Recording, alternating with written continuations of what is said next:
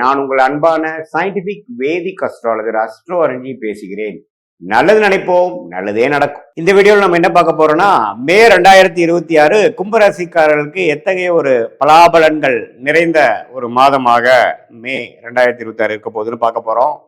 ஆண்டு கிரகமாகிய குரு 5ஆம் இடத்திலே நீடித்திருக்கிறார். ஜூன் மாதம் தான் குரு பயிற்சி வருகிறது. மை மாதத்தில் எந்த பயிற்சியும் இல்லைங்கிறது தெரிஞ்சுக்கணும். அதே மாதிரி சனியும் பார்த்தீங்கன்னா 2ஆம் இடத்திலே நீடித்திருக்கிறார்.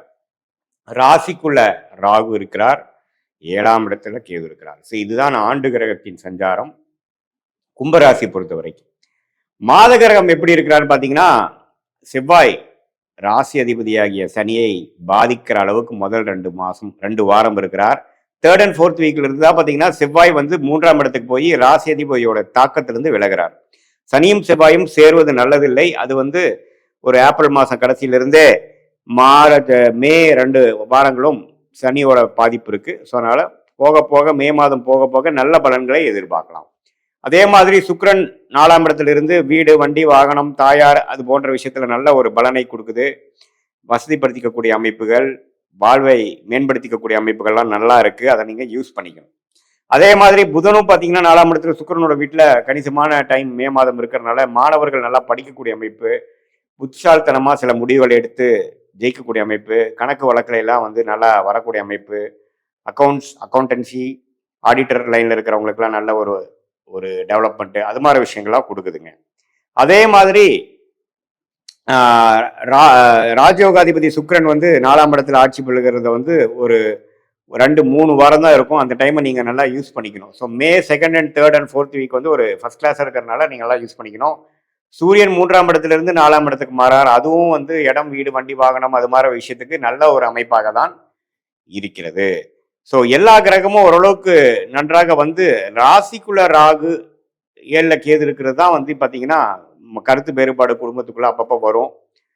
பங்குதாரருக்குள்ள கொஞ்சம் பிரச்சனைகள், நண்பர்களுக்குள்ள முதல் இருந்த மாதிரி ஒரு அன்னோனியம் இல்லாமல் கொஞ்சம் கான்ஃப்ளிக்ட், கொஞ்சம் டிஸ்கனெக்ட் ஆகிற மாதிரி அமைப்புகள்லாம் இருக்கு. கொஞ்சம் பொறுமையாக போகக்கூடிய அமைப்பு, நான் பிடிச்ச முயலுக்கு 3 கால் அப்படிங்கிற மாதிரி இல்லாமல் கொஞ்சம் பொறுமையாக போய் ஜெயிக்கக்கூடிய அமைப்பாக இருக்கு. மற்றபடி பார்த்தீங்கன்னா ராஜயோகாதிபதி சுக்கிரன் அருமையான ஒரு அமைப்பில் இருக்கிறதுனால, அதே சமயத்தில் செவ்வாய்ங்கிற கிரகம் ராசி அதிபதியோட தாக்கத்திலிருந்து விலகி வர்றதுனால மே மாதம் போக போக ஒரு நல்ல பலன்கள் நம்ம எதிர்பார்க்கலாம். அதே சமயத்தில் 7ஆம் வீடுங்கிற மனைவி ஸ்தானாதிபதி, கணவர் ஸ்தானாதிபதி 4ஆம் இடத்துக்கு சுக்கிரனோட சேர்ந்து இருக்கிறதும் நல்லது தான்.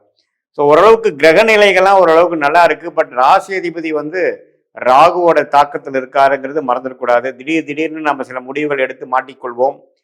கொஞ்சம் மெடிடேஷன் பண்ணணும், கொஞ்சம் பொறுமையாக இருக்கணும், மூச்சு பயிற்சி பிராணாயாமா பண்ணணும்.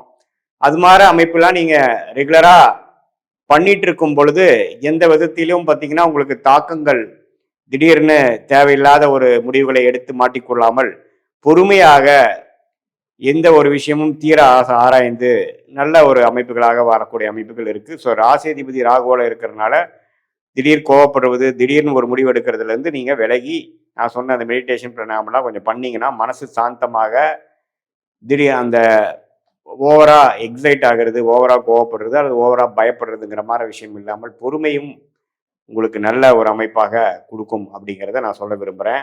மற்றபடி இருக்கக்கூடிய கிரகத்தின் அமைப்புகள்லாம் கொஞ்சம் பரவாயில்ல. ஏப்ரல் மாதம் தான் இருக்கிறப்போ பார்த்தீங்கன்னா மே மாதம் ஓரளவுக்கு நல்ல அமைப்பாக தான் கும்பராசிக்காரர்களுக்கு எல்லா வயதினருக்கும் கொஞ்சம் கொடுக்குது.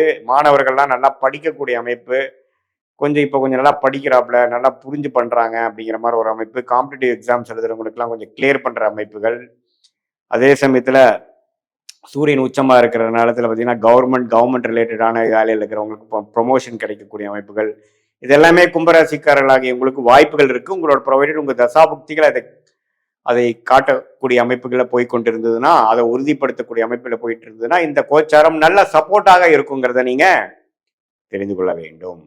இது பார்த்தீங்கன்னா ஒரு பொதுவான ஒரு ஆண்டு கிரகத்தின் சஞ்சாரம், மாத கிரகத்தின் சஞ்சாரமே ஒழிய உங்களுடைய ஜென்ம ஜாதகத்தில் நீங்க பிறந்த தேதி, பிறந்த நேரம், பிறந்த ஊரை வைத்து உங்களுடைய ஜாதகத்தை திருக்கணித பஞ்சாங்கம் முறையில நாம போட்டு அதுல எது மாற உங்களுடைய லக்னம் இருக்கு, லக்னாதிபதி எப்படி இருக்கிறார், ஸ்தானபலமா, திக்பலமா எப்படி இருக்கு, நீங்க கும்பராசியில சதய நட்சத்திரமா, அவிட்டமா, புரட்டாதியா, எது மாதிரி நட்சத்திரத்துல பிறந்திருக்கீங்க, என்ன தசாபுக்திகள் போய் கொண்டிருக்கிறது, அந்த தசநாதன் எப்படி இருக்கிறார், புக்திநாதன் எப்படி இருக்கிறார் அப்படிங்கிறதெல்லாம் தெரிந்து கொண்டு அதற்கேத்த மாற நம்மளுடைய பிராப்தங்கள் என்ன, நம்மளுடைய கர்மவினை என்ன, எது மாதிரி விஷயங்கள் அடுத்த வரக்கூடிய 6 மாதத்துக்கு தென்படுகிறது, எந்த நேரத்தில் எது நடக்கும், லாங் டேர்ம் எப்படி காட்டுது, பாஸ்ட் எப்படி போச்சு, இப்போ ப்ரெசன்ட்ல என்ன மாதிரி விஷயங்கள் நமக்கு என்ன ஆதிபத்தியம் நடந்து கொண்டிருக்கிறது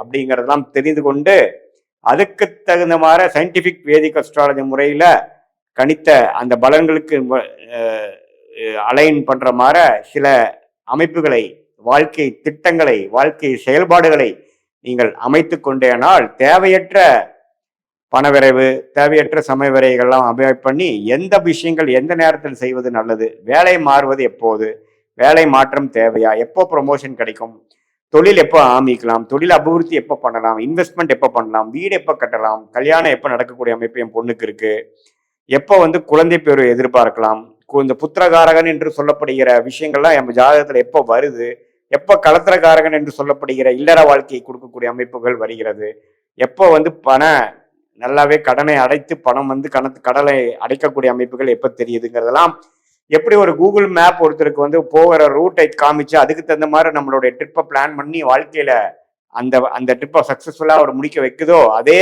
மாதிரி நம்மளுடைய வாழ்க்கையும் அதே மாதிரி எது மாதிரி ஒரு பிளானிங்ல இருக்கும், எது மாதிரி அமைப்புகள், டைம்லைன்ஸ் என்ன, எந்த நேரத்தில் நம்ம அடிக்க வாசிக்கணும், எந்த நேரத்தில் வேகமா போகணும், எந்த முடிவுகளை எப்போ எடுப்பது நல்லது, நம்மளுடைய யோகமான கிரகங்கள் என்ன, அந்த கிரகத்தின் காரத்துவம் என்ன, அந்த கிரகம் எது மாதிரி தொழிலை கொடுப்பார், எது மாதிரி படிப்பை கொடுப்பார், எது மாதிரி லைன்ல நம்ம போனோம்னா நல்லது, இன்வெஸ்ட்மெண்ட் பண்ணி பிசினஸ் பண்ணுமா அல்லது கன்சல்டிங் முறையில பண்ணலாமா, வியாபாரமா, எக்ஸ்போர்ட் இம்போர்ட்டா, அல்லது உள்நாட்டில் மேனுஃபேக்சரிங் மாதிரி பண்றதா, அல்லது வேலைங்கிற எது மாதிரி துறை, ஐடி துறை நல்லா வருதா, அதே சமயத்துல வேற மாதிரி ஒரு டொமைன், மெடிக்கல், ரியல் எஸ்டேட், அது மாதிரி விஷயங்கள் நமக்கு ஜாதகத்துல எப்படி இருக்குங்கிறதெல்லாம் துல்லியமாக பார்த்து அதுக்கு தகுந்த மாதிரி பாஸ்ட்ல எப்படி நடந்தது, அதுக்கு தகுந்த மாதிரி தான் வாழ்க்கை நடந்ததா, இப்போ ப்ரெசன்ட் என்ன போயிட்டு இருக்கு, அடுத்து வரக்கூடிய காலகட்டங்கள்லாம் எது மாதிரி விஷயமா காட்டுதுங்கிறத நல்ல விதமாக சயின்டிபிக் வேதிக் அஸ்ட்ராலஜி முறையில எந்த விதத்திலும் மிகைப்படுத்தாமல் உள்ளது உள்ளவாறு தெரிந்து கொண்டு அதுக்கு தகுந்த மாதிரி நம்ம வாழ்க்கை திட்டங்களையும் நம்ம செயல்பாடுகளையும் நம்மளுடைய முயற்சிகளையும் நம்மளுடைய காலங்களையும் அந்தந்த காலத்தில் அது செய்யணும்பாங்க. ஸோ அது மாதிரி விஷயங்களை செய்யும் பொழுது தேவையற்ற தோல்விகள், தேவையற்ற விரயங்கள், சமய விரயங்கள், பொருள் விரயங்கள் எல்லாம் போயிட்டு, ஏன்னா நம்ம ஒரு 1000 வருஷம் வாழ போறது இல்லை. நம்ம மிஞ்சி போனால் ஒரு 75-80 வயசு வாழும் பொழுது 30 வயசுக்கு மேலே வரக்கூடிய தொழில் வேலையில நம்ம ஜெயிக்கணும் அப்படின்னா அந்த 30 வருஷம் நம்ம இம்பார்ட்டன்ட், 30 to 60. ஸோ அது மாதிரி ஏஜ்ல நம்ம என்ன மாதிரி தசா வருது, எந்த டைம்ல நம்ம பயங்கரமான முயற்சிகள் செய்யலாம், எந்த டைம்ல நம்ம இதே இடத்துல இருந்து நம்ம கத்துக்கக்கூடிய அமைப்புகள் தேவைப்படுது அப்படிங்கிறதெல்லாம் நம்மளுடைய கர்ம வினையை குறிக்கக்கூடிய உங்களுடைய ஜாதகம் திருக்கணித பஞ்சாங்கம் மூலமா போட்டு நம்ம பலனை பார்க்கும் பொழுது இந்த பொது பலனை காட்டிலும் இன்னுமே துல்லியமான பலன்கள் எடுத்து அது மூலமாக வாழ்க்கையில் வெற்றி பெற முடியும் என்று சொல்ல விரும்புகிறேன். மீண்டும் மற்றொரு காணொளியில் சந்திப்போம். நன்றி, வணக்கம். மாந்திங்கிறது சனியோட மறுபக்கம்னு சொல்லுவாங்க, சனியோட மகன் கூட சொல்றாங்க. சனியாச்சும் நல்ல விஷயங்கள் நம்ம தெரிஞ்சுக்கிறதுக்காக சில விஷயங்களை ஹார்ஷா சொல்லி கொடுத்து ஒரு நல்ல வடிவத்தை கொடுத்துட்டு போயிடுவார். பட் மாந்தி அப்படிலாம் கிடையவே கிடையாது. அது ஒரு ஆவிகளின் தலைவர். துர்மரணம் ஃபுல்லாவே மாந்தினாலே துர்மரணம் லேடிஸோட தான். ஒரு வீட்டுக்கு வாழ வந்த பெண்ணை நல்லபடியா வாழாம ஒரு வாழ வெட்டியாகவோ இல்லாட்டினா அந்த காலத்துல வீட்டை விட்டு வெளியே அனுப்பியோ இல்லாட்டினா ஒன்றுக்கும் மேற்பட்ட திருமணம் நடத்தி அவங்களை குடும்பப்படுத்தி இருந்து இறந்தாங்கனோ அவங்களுக்கு முறையான பித்ருதோஷம் செய்யாம ஆவிகள் சுத்திட்டு இருக்கும் பாத்தீங்களா, அதுதான் மாந்தி.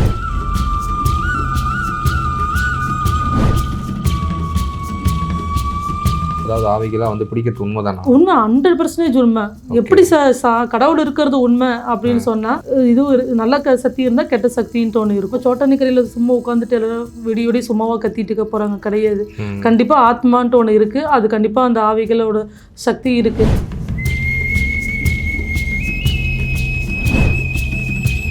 இறந்து போன ஆத்மாக்கள் இயங்கிட்டே தான் இருப்பாங்க. திடீர்னு ஒரு வீட்டில் ஒரு ஆத்மா இறந்துருச்சு அப்படின்னு சொன்னா அவங்க நம்மள மாதிரி இயங்கிட்டே தான் இருப்பாங்க. பட் ஆனால் அவங்க பேசுறதுக்குன்னு சொல்லிட்டு அந்த தொண்டை பகுதி மட்டும் இருக்காது. அவங்க பேசினா நம்மளுக்கு கேட்காது. பட் நம்மளோட இயங்கிட்டு இருப்பாங்க. அவங்க அந்த வீட்டில் தான் இருப்பாங்களா? 100% இருக்காங்க. அதை சொல்ல பார்த்தீங்களா, நான் பேசுறது அத்தனையுமே கண்ணுக்கு முன்னாடி பார்த்த விஷயங்கள் தான்.